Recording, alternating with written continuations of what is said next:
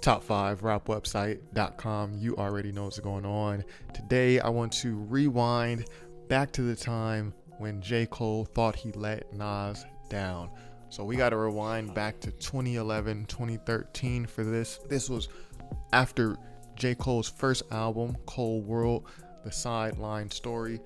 If you need a refresher on that album, that's the album that had Can't Get Enough, featuring Trey Songz, Lights Please, which was also on the warm-up mixtape. Boy had the song Nobody's Perfect with Missy Elliott. A lot of nice singles on this album, but the lead single was a song called Workout. I know for a lot of you listening to this, this was your introduction to J. Cole. My introduction was the warm-up mixtape. Some other people's introduction might have been the Come Up mixtape, which is even older than the warm-up. But Workout is kind of what put J. Cole on the scene at the time. And again, this first album came out in 2011. That Workout single was released June 15th, 2011, and it sampled Kanye West's song, The New Workout Plan, which was a single. Was that a single? It was a song on Kanye West's first album, The College Dropout. I want to see you work out for me. Now, there was some controversy when this song came out, and I even did a video reacting to some other YouTubers who basically called the song trash. And if you go watch that reaction, I think it's still up on my channel. I was like, bro, like in high school. And Workout isn't even a bad song. It's not a bad song. The beat is cool. It's a chill song. The beat is cool. The hook is nice, catchy. J. Cole, they said it was so bad, they even brought up Soulja Boy. I thought it was Soulja Boy bad. I think a girl said, oh, another one of these and his career is over. That's the dumbest shit I've ever heard in my life. The song isn't bad. You look at it as a single, the song is good. That's a good single. That's good mainstream music. But they were reacting to the song like, yo, this is trash. Why would J. Cole do this? And I basically reacted and saying, yo, this is a good song. This is not trash. There's actually trash rap that's out right now. This is a song, bro, put together song. Like, but a lot of people did not like this song because it was a departure from the just pure lyricism that J. Cole was giving out on that Come Up mixtape, that Warm Up mixtape, and that Friday Night Lights mixtape. And they did not want to see J. Cole do anything remotely pop. But herein lies the struggle. Because if you remember back to those days, 2010, 2011, just before J. Cole's first album, Cold World, The Sideline Story came out, you'll remember that J. Cole was dropping songs, some songs leaked, and this is kind of how artists test the waters for what they feel is going to be hot. This is kind of like how it works now, but back 2010, 2011, early social media days, this was J. Cole kind of testing out that method in the early stages. So if you remember, J. Cole, he had a song called Problems, and this one kind of felt like a single. But I got problems, baby. Yeah. If you only knew, I got bigger problems, baby. It had more of like a little upbeat piano vibe. It was an unfinished song. I don't think it was ever finished because I don't think the track caught fire, right? But he had that song, and you could tell he's kind of trying to make it a single. He's still trying to remain conscious on that record. You could tell J. Cole basically is he's trying not to sacrifice his lyrical content or his technical lyrical ability while still trying to find something that might fit on the radio sound-wise. That song really never took off. I'm sure a lot of you listening have never even heard that song. You'll know that J. Cole also had a song called When I'm Gone, Before I'm Gone, which did well on his Friday Night Lights mixtape. I kind of remember that being kind of pushed to the mainstream, trying to see if radio was going to play it. I might have heard it on the radio once or twice, but I live in a major market. You might not have ever heard that song, much less heard it on the radio. That also had like this piano thing going on. Nice hook. It's a good song, but didn't catch fire. J. Cole also had a song called Who Dat. So I know for some people, this may be your first introduction to J. Cole. If I'm not mistaken, Who Dat landed on J. Cole's first album, and it saw some success, but it wasn't quite enough for J. Cole to get a release date. And J. Cole kind of mentions this, a release date on his album. And J. Cole kind of mentions this on the song Let Nas Down. He says, Hov asking where's the record that the radio could play, and I was striking out for months, ninth inning, feeling fear, Jeter Under Pressure made the biggest hit of my career. When he mentions that Jeter line, he's talking about Workout. But he's kind of talking about what I just spoke about. Like, he's striking out for months and he's trying to drop these songs. He's trying to see what works. Who Dat was not a bad song. Like, it has some success. But again, Hove asking, where's the record that the radio could play? Like, Rock Nation wanted something bigger that they could really feel comfortable investing in a whole album. So J. Cole at this point was, and I remember at the time, like, seeing these little songs leaking. Even back then, I kind of knew, like, J. Cole's he's trying to find a hit here.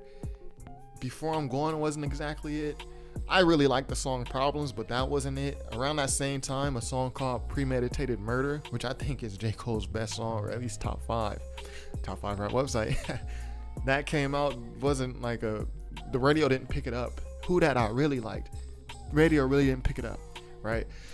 So J. Cole is talking about, I'm striking out for months. I'm feeling fear. He's not getting a release date. And you got to think about this from J. Cole's shoes. Like, he had major hype coming up. At this point, he coming off the come up, the warm up, and now Friday Night Lights.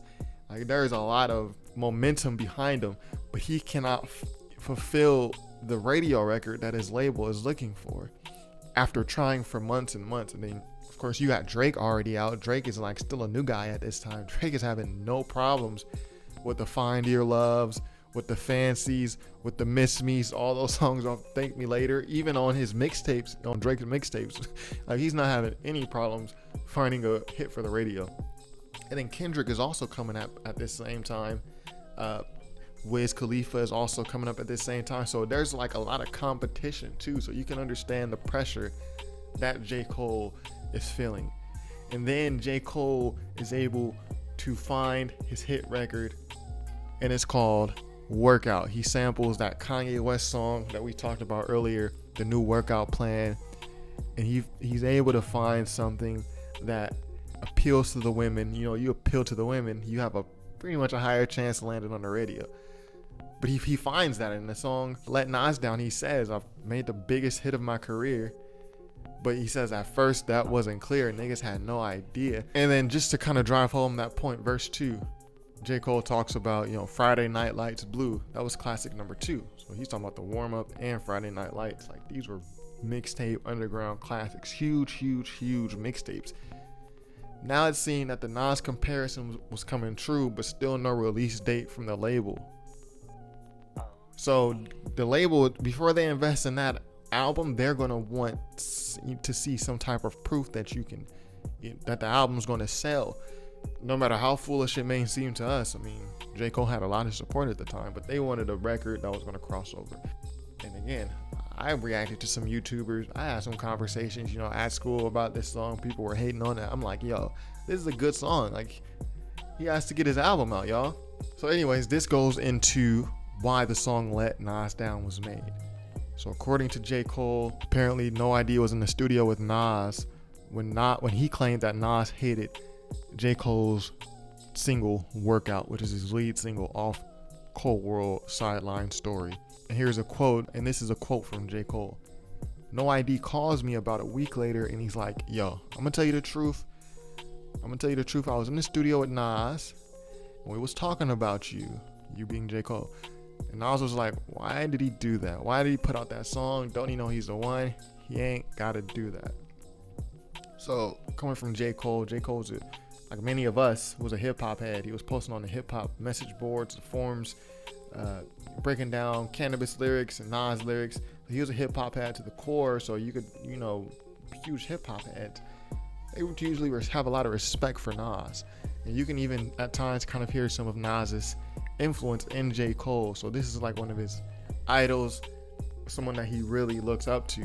So for Nas to say that about J. Cole, his lead single, and this is probably the first thing Nas has ever said about J. Cole, to have it be something negative, especially when J. Cole was probably already feeling some type of way for having to make a song like this. After striking out, he realized, like, I gotta make a song for the radio. So he's probably already feeling some type of way about the song. But then to have like one of your idols come out and be like, yo, why did you make that song? This probably really hurt J. Cole. He made a whole song about it. So J. Cole on this Let Nas Down song, it kind of is reminiscent of Big Brother by Kanye West, where Kanye's talking about his falling out with Jay-Z and feeling sorry. There's an apologetic tone to Let Nas Down, but there's also a little bit of anger in there. Like J. Cole is kind of like lashing out at Nas, but in a respectful way. But you can tell he respects him a lot. But he's also angry, like, bro, like I'm like frustrated. Beginning of verse 2, he's talking to Nas basically. I couldn't help but think that maybe that I made a mistake dropping that record. I mean, You Owe Me, dog. I thought that you could relate. Nas had the song You Owe Me. A lot of people came at Nas for that song You Owe Me, featuring Genuine, if I'm not mistaken, for similar reasons. Nas is a super lyrical guy. He's used to the underground music, but then he comes on a song pop record with an R&B artist. I like the song You Owe Me. I was like a kid when that came out, so like I didn't have all these preconceived notions about Nas and being extra lyrical.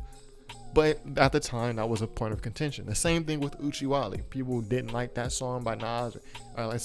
People like the song. The diehard Nas fans, like, no, this is not in the vein of Illmatic. What are you doing?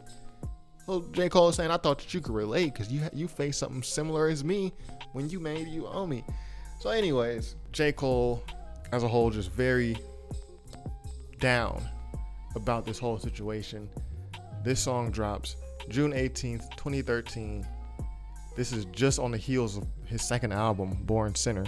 This was on the album, Born Sinner, but this leaked a little bit earlier than that. Then maybe a week later, Nas drops a song, Made Nas Proud. This is very touching, you know. He remixed the Let Nas Down beat that J. Cole made, and he rapped over it. But basically saying, J. Cole, like, yo, I'm not mad at you. Like, don't get my words misconstrued. Basically clearing the air. Like, I understand. He even had a line in there where he goes, the first album, Freedoms, and the fourth album, Pressures, a big difference between the two, but I can get why you said it. So he's talking about how J. Cole had compared the You Owe Me situation. Nas is like, well, no, you're on your first album. You Owe Me was on my fourth album. So there's just different pressures. We going through different things. Your first album, you have a little bit more freedom. Your first album, you got more freedom. Your fourth album, there's a little bit more pressure. So that's why I made that. But he's like, regardless, I understand why you said what you said. He ends the verse saying, no, you made Nas proud. And he basically hands the crown to him like it's nothing. Like letting him know, like, yo, man. And I thought that was big by Nas. Like, I still like that verse by Nas because he realized that J. Cole really looked up to him. And J. Cole was really new at the time still. He realized J. Cole really looked up to him. And he didn't take, even though J. Cole was kind of like, there's a little bit of anger in that Let Nas Down song, Nas was still wise enough to realize, like, no, I hurt this guy, you know, when I said what I said. Let me just put the Band-Aid on this, because this is my guy still. So yeah, man, that was a time when J. Cole thought he let Nas down. Again, J. Cole was kind of just striking out with a radio hit, something that his label could get behind to release his album. He went through Who Dat, he went through When I'm Gone, Problems, and some other songs even that I'm probably forgetting, until he landed on Workout, which, boom, that was the exact one that he needed. And that was like a turning point in his career, because J. Cole could have easily just been an underground rapper, like, yo, remember J. Cole back in the day? Like, oh yeah, he had that one mixtape and this and that. Like, he's tight, or he maybe still drops records every so often. Like, he could rap, but, you know, he just can't put songs together. It could have easily ended up like that for J. Cole, but he got that hit right when he needed it. Probably like in the fourth quarter, he got that, and his career took off since then. And ever since that song, that catapulted him. He had a bunch of good singles on that album, but ever since that song, the label was like, all right, now we'll back this first album. And now J. Cole hasn't had to make a song like that pretty much ever again. That first album went platinum. The second one went double platinum. The third went 3 times platinum. All his albums are platinum, man. So, and he hasn't had to make a song like that again. But at that time, he needed that song, really.